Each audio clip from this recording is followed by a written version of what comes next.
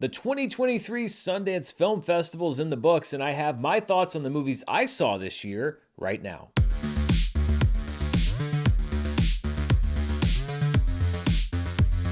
Hello, everybody, and welcome to my thoughts on the slice of movies that I saw from the Sundance Film Festival this year. Last year was my first year covering the festival, and I think I saw 31 movies, and I was looking forward to seeing just as many this year, but I wasn't able to see as many. I think I saw a little more than half. I think it was 17 or 18 for a few different reasons. The biggest one is that the festival was not all virtual this year. The last 2 years, it's been a virtual film festival, which means that there were no in-person events. This year, they returned to an in-person festival, but they also kept a virtual component, and it was different in ways that I didn't anticipate. I knew, for example, that there would be a 5-day gap. Basically, the film festival would start, and then 5 days later, you could start watching movies online, whereas last year, when it was all virtual, everybody could watch the movies at the same time. So I was anticipating that gap, that I'd have less time this year to watch movies than I did last year.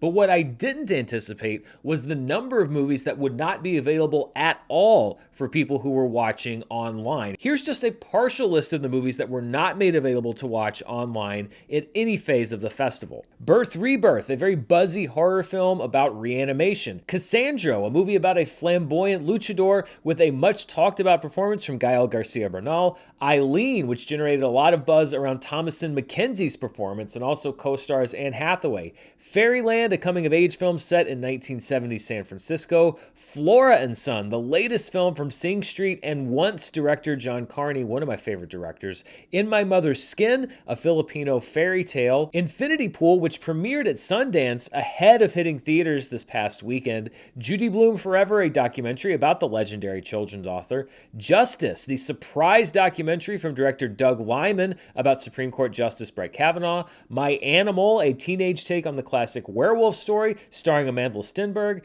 Past Lives, a story about old friends reunited that many media outlets who are able to see it have picked as the best movie of the festival. Polite Society, a genre-smashing story of two sisters that already has an April release date and a trailer on YouTube with millions of views. Radical, the story of a middle school teacher played by Eugenio Derbez. Still, a documentary about Michael J. Fox that'll be premiering on Apple TV Plus later this year. The Deepest Breath, a documentary about free diving that's been compared to the Oscar-winning Free Solo. The Pod Generation, a social satire starring Emilia Clarke and Chiwetel Ejiofor. And You Hurt My Feelings, the latest film from Nicole Holofcener starring Julia Louis-Dreyfus. Had these films been made available and were the viewing window as long as it had been last year, I most likely would have seen most or all of these movies, and I could tell you about them, what I thought, share my reviews, etc. But I wasn't even able to see any of these movies, and because of the shortened viewing window, the decreased selection, and the fact that it was just a busy time of year, the Oscar nominations came out, lots of other stuff overlapped with that viewing window, I wasn't able to watch as many movies as I would have liked to this year. I am going to be pursuing press credentials next year, as I mentioned, but it is kind of frustrating to see the virtual component of the film festival rolled back as much as it was. I mean, I guess I should be grateful that they kept a virtual component at all. I understand the need to make the festival exclusive for people to go to, but with that delay, that 5-day delay before you could watch any movies online, I felt like that really kept that exclusivity that you had to be at Sundance to see the big splashy premieres and be the actual first people to see the movies. But by delaying the viewing window and also holding back so many of the big titles from the festival, it did make it seem like that the virtual component was there almost as an obligation, and that maybe we shouldn't even count on having it next year, or that they decrease the number of movies even more next year. And I've generally found this industry-wide when we talk about the pandemic and coming out of the closures phase, the early phase of the pandemic, which is that when this all started and all the theaters were closed and you couldn't hold in-person events, it kind of put all critics on an equal footing for the first time in a while. And as somebody that relocated out of Los Angeles at that time, that was very helpful for me because I could still stay up with a lot of these different movies. But as events have started again and as theaters have opened, I found that there's been a big rollback to not offering the same virtual options for all critics and kind of going back to that center of, well, if you live in Los Angeles or New York, then you're the ones that only really matter, and maybe we'll do other regional screenings around the country. but we're really going to stay centered in these two cities. And that's very frustrating, largely because a lot of critics did move out of those population centers during the pandemic, and also because, like I said, it put everybody on an equal footing. So I wish that Sundance had instituted that 5-day waiting period for online films, but offered the full slate, or given us the full duration of the festival to view movies online so that we could watch a lot more of the ones that were made available, because there were still a lot of movies that were made available and a lot of good movies, which we're going to talk about. But I have noticed this, is that we're kind of rolling back to the old ways, and it does kind of seem like reestablishing that club, those boundaries, when a lot of those walls had been knocked down. I guess I should have anticipated that this would happen, but that doesn't make it any less disappointing. Having said that, there was still, as I said, a really good selection of movies to watch, and over 6 days, I watched 17 of them. Now, I know that a lot of people would say that those are rookie numbers. I saw people that were watching virtually that said that they'd watched 20, 25, 30, 35 movies over the 6 days, but I was kind of trying to pick and choose and go with quality over quantity to get movies from a lot of different areas of the festival. I did my research and looked at reviews that had come out and responses online from people that had seen it in Utah so that I could kind of curate my selections. And I think that I did a pretty good job. Actually, of the 17 movies that I watched, there was only really one that I didn't care for, which is a pretty good average. That's generally an average, though, with Sundance that you get because the movies are in the festival, which means that they usually have some sort of redeeming qualities. The only movie this year that I really did not care for, and was easily my least favorite, was a movie called Bad Behavior from director Alice Englert, which I found to be a meandering and ultimately dull story about a mother who's played by Jennifer Connelly at a silent retreat in Oregon, and her daughter, who's played by Alice Englert, on set as a stunt coordinator in New Zealand. The stories do eventually intersect, but by the time we got to that point, which was way too late in the movie to actually start bringing this all together, I was so checked out. The pacing was all over the place. The tone was all over the place. There's been a discussion going on lately, and I usually, so far, I found it to be a pretty reductive discussion and very dismissive about these so-called Nepo babies, the people that get ahead because they are related to somebody who's already established in the industry. And it's not just in entertainment, it's in every single industry. And I've generally kind of turned away from that talk, but it's hard for me to look at this movie and look at the movie's director, Alice Englert, and not think that in some way her being Jane Campion's daughter didn't play into the decision to let the movie in the festival, because that's obviously automatically a point of interest and people are going to be drawn and curious about that. I don't know if this movie gets in if you don't have that point of interest. And that's not to discount her talent. She's not an untalented filmmaker, but I think that this was a very rough first movie, and I don't necessarily know if it was ready for prime time or ready for the spotlight of a big festival like Sundance. So I didn't hate the movie, but I certainly didn't enjoy it, and it really did stand out amongst movies that I at least found some higher highs in, even if I didn't like the overall movie. Also of interest is a documentary called Pianoforte, which is about the International Chopin Competition held in Poland every 5 years. We're introduced to several unique competitors, but the inherent risk of documentary filmmaking is that sometimes the subjects you choose to follow don't pan out. Some in Pianoforte do, and some don't. Still, I think that it is a very noteworthy documentary, if only because it brought my attention to a competition that I didn't even know existed, and I would love to see a sequel to this one that takes place in 5 years, perhaps when they have a little bit more time to plan, to follow more of the competitors for a longer period ahead of time, and maybe even expand the net so that they have a better chance of catching the people that actually have a big role to play in the end game of this contest. Run Rabbit Run was one of the high-profile acquisitions ahead of Sundance, right before the festival started. It was bought by Netflix to premiere later this year. The movie's directed by Dana Reed and stars Succession's Sarah Snook, say that 5 times fast, and it is a spooky family horror story set in Australia with shades of Hereditary. The movie polarized critics and audiences, but I found it to be worthwhile, even if the payoff certainly is not worth the lengthy setup that precedes it. I like the style, I like the tone, there's some genuinely creepy moments. They just really couldn't nail the end there, but if you're one of those horror people that likes the atmosphere, I guess what people call elevated horror now, I think there's a lot there for you. If you're in it for the jumps and the scares and everything else, maybe this isn't the one for you.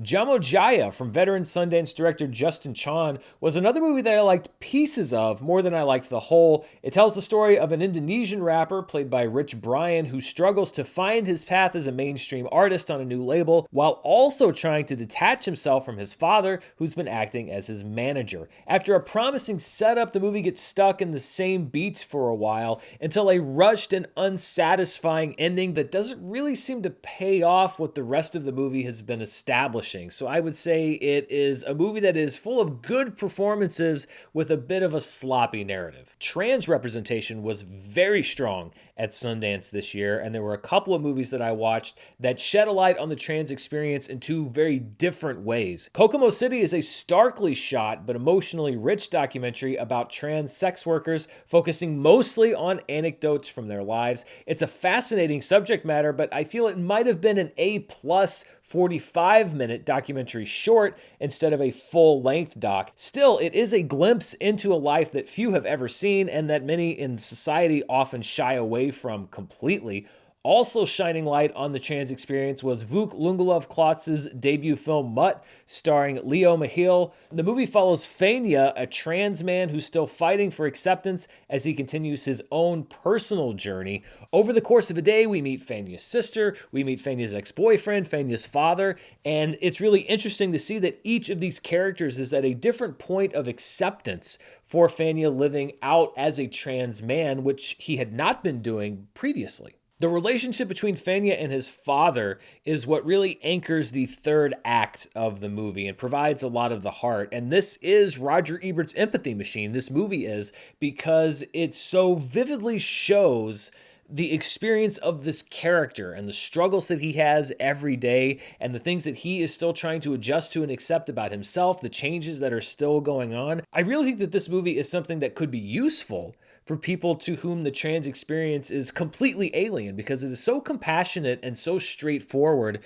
and it really is just about this person. It doesn't really seem to have any kind of agenda. It's not pushing a message. It's just showing you this character and this person's struggle and what they go through from day to day. One of many directors making their directorial debut at Sundance was Randall Park, who you've seen on screen in Always Be My Baby, Fresh Off the Boat, Aquaman, Ant-Man and the Wasp, and so many more. I am a little biased, to be fair, because Randall is an old Channel 101 compatriot from many, many years before, so I was very happy to see that he had a movie that got into Sundance. The movie's called Shortcomings, and it is a grounded look at a truly unlikable character, but unlikable by design. And it really felt to me like a throwback to the Sundance films of the 90s, which basically required a group of characters, a camera, and a script featuring these relatable characters talking about their lives. Shortcomings is about a misanthropic movie theater manager who re-examines his life only after his long-term girlfriend decides that she wants a little bit of distance from their relationship, and you see him navigating his own feelings and his feelings about other people.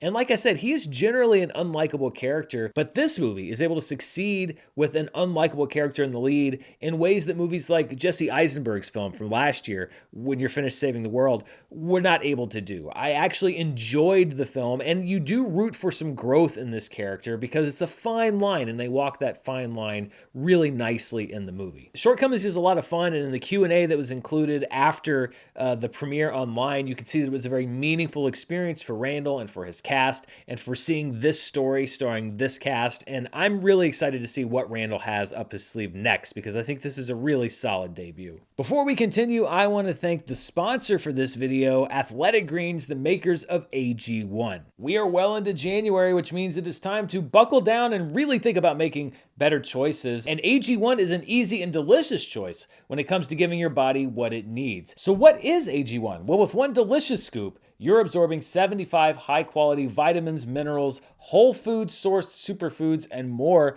to help you start your day right. And it is super simple. I can either put a scoop right into a cup of water, or if I'm feeling adventurous, mix it into a shake for breakfast at home. Either way, it's a quick and tasty way for me to start the day off right and make sure that I'm supporting not only my gut health, but my immune system, my recovery, focus, and so much more. If you don't take a multivitamin or you've been trying to figure out which one to take, AG1 is a great choice because it's full of high-quality ingredients that your body will actually absorb. So right now it's time to reclaim your health and arm your immune system with convenient daily nutrition. And to make it easy, Athletic Greens is going to give you a free 1-year supply of immune-supporting vitamin D and 5 free travel packs with your first purchase. All you have to do is visit athleticgreens.com/Dan.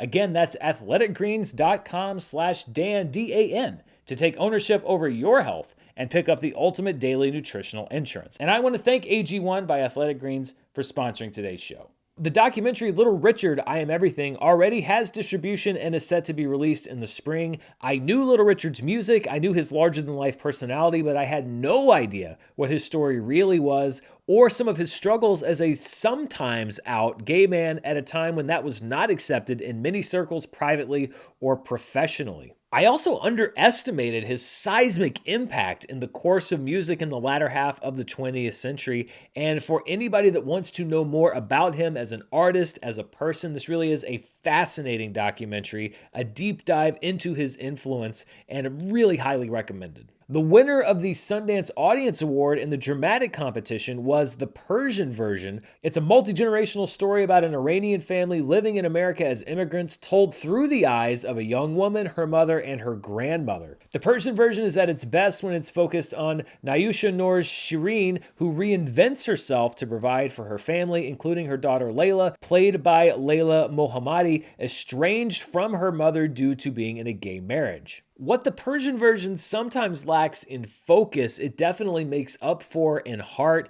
and a viewpoint that we have not often seen on screen. And given the fact that it did win the Audience Award in the dramatic category, I think it's also a crowd pleaser that should get distribution later this year. The winner of Sundance's Grand Jury Prize in the dramatic competition, which is basically the Sundance equivalent of Best Picture, was A.V. Rockwell's feature debut, 1001, which stars Tiana Taylor as Inez, a young woman who's released from Rikers and illegally takes her son Terry out of the foster care system to raise him herself. Beginning in 1993, we see New York change for what many continue to call the better as the city becomes harder and harder to survive in for Inez and her family. While Taylor has won many accolades for her lead performance, the real discovery in this movie for me was Josiah Cross, who plays the older teenage version of Inez's son, Terry. I think the reason that the movie won the Grand Jury Prize is because of his performance in this third act, particularly towards the end. And I'm going to be so interested to see where he goes going forward because he could be someone to look out for. I don't really see 1001 replicating the award success of more recent winners of the award, including Minari and Coda, which won Best Picture last year. But I do think the Grand Jury Prize win is going to help 1001 get distribution and ultimately help it get in front of more people, which, given the talent involved and the story, I think is a good thing. So all the movies I talked about mostly were really enjoyable, but these last 6 were really what I would call my highlights of Sundance this year. First up, we have a movie called Sometimes I Think About Dying from director Rachel Lambert. It was the first film that I watched online this year and one of the best. Daisy Ridley gives a restrained and nuanced performance as Fran, a chronically shy and lonely office drone who explores a relationship with coworker Robert, played by comedian Dave Merheje. I don't think that Fran even speaks until a half hour into the movie, literally, but by that time, just through Daisy Ridley's performance, you know everything you need to know about her as a person. You see her grow, regress, learn, then make bigger mistakes and have setbacks. The whole movie kind of operates on this thesis, which is spoken by one of the other characters in the film, that it's hard, isn't it, being a person? And it kind of goes on from there. It's about the difficulties that we face every day, whether you have the same struggles that Fran has or whether you don't have them. It's a small film, it's a quiet film, but it is a movie that flew by for me as I was watching it. And Ridley's performance in particular is one of my favorite performances early in the year, and I think is still going to be one of my favorite performances when we get to the end of 2023. Fair Play was the biggest acquisition as of now at Sundance, selling to Netflix for around $20 million. Chloe Dumont is a veteran TV director making her feature debut in a story of ambition, power, love, and jealousy. Alden Ehrenreich plays Luke, a financial analyst whose secret relationship with coworker and fiancée Emily, played by Phoebe Dynevor, gets complicated after she's given a promotion that he was told would go to him. The remainder of the film is just a pressure cooker that feels like it is going to blow up at any second. And when it finally does, it is a spectacular explosion in all the worst ways. There are two great lead performances from Alden Ehrenreich and Phoebe Dynevor, and a great supporting performance from character actor Eddie Marsan. He is a truly terrifying bastard in this movie. One movie that could have been unbearable is Theater Camp from first-time feature directors Molly Gordon and Nick Lieberman, with a script from the directors and also actors Noah Galvin and Ben Platt. It's a movie about theater camp made by theater camp kids, which could have spiraled into in-jokes and terminal short-sightedness. Instead, it becomes an ode to outsiders of all types and the places where they go to fit in and find their people. And I was once one of those people. I didn't quite fit in anywhere, and then I found my group, and you just click that way. And that's really what this movie is about. Yes, there are theater camp jokes and drama jokes, etc. And I know that theater camp kids can sometimes be a little much, but this movie largely stays away from that. Noah Galvin in particular is a standout in this movie. You probably remember him from Booksmart. He had a really memorable role in that film. Ben Platt's in the movie. There are other familiar faces and names that pop up, and it's a good solid comedy for the first two acts, and then a third act that's really good with some original music and an original performance. Is it a little cheap to have a big finale with a group of kids singing at a theater camp and music and all that? Yeah, sure it is, but it was also really enjoyable. And of all of the movies that I watched this year, Theater Camp was one of the bright spots, because let's be honest, a lot of these movies can kind of be downers,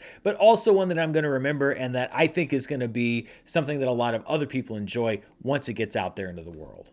Dragging the mood the opposite way, as I mentioned, some of these are pretty dark, but by necessity is a powerful documentary called 20 Days in Mariupol from documentarian and journalist Mstislav Chernov. At times, Chernov and his colleagues were the only journalists on the ground inside Mariupol, Ukraine, as Russia's forces began advancing early last year. 20 Days in Mariupol captures the abject horrors of war, images that were beamed across the world, but still feel raw as we see them uncut and as they happen. And we also see the fact that these images are denounced in Russia as fake news. And Chernov and his crew are many times risking their lives to stay in Mariupol, to not evacuate, to get further away from Russian troops, because they know that if they're not there to document what's happening, then the truth will never, ever be heard and will never be seen and will never be acknowledged. It is a testament to the importance of journalism, to the importance of being there and witnessing things,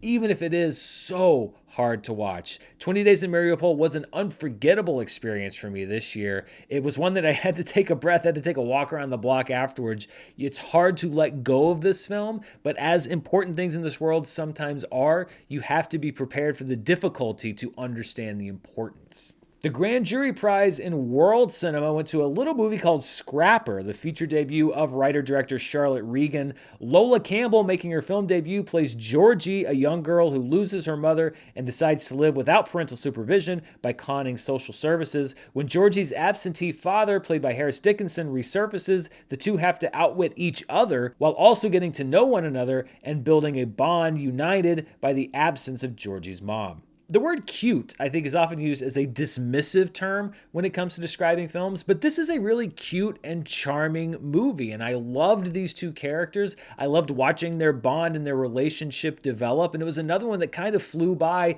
even though this isn't a big movie with lots of characters and lots going on. You're really engaged with what's going on screen. It's charming, it's a small and very genuine story that thoroughly won me over. Finally, the most unforgettable film that I saw at the festival, maybe not my favorite or the best movie, but certainly the best performance by far, is a movie called Magazine Dreams, which you may have already heard about. We already knew that 2023 was going to be a breakout year for Jonathan Majors. He's got a big role in Creed 3 coming up. He's making his theatrical debut as Kang in Ant-Man and the Wasp: Quantumania here in about a month. But Magazine Dreams may turn Jonathan Majors' breakout year into an absolute explosion. If you've been watching Jonathan Majors, you know that he's got it, but his performance in Magazine Dreams takes it to another level. It is transcendent, both touching and bone-chilling, as he plays aspiring bodybuilder Killian Maddox, who struggles to be seen and heard in a world that shows him nothing but indifference and ridicule. As a movie, I think that Magazine Dreams is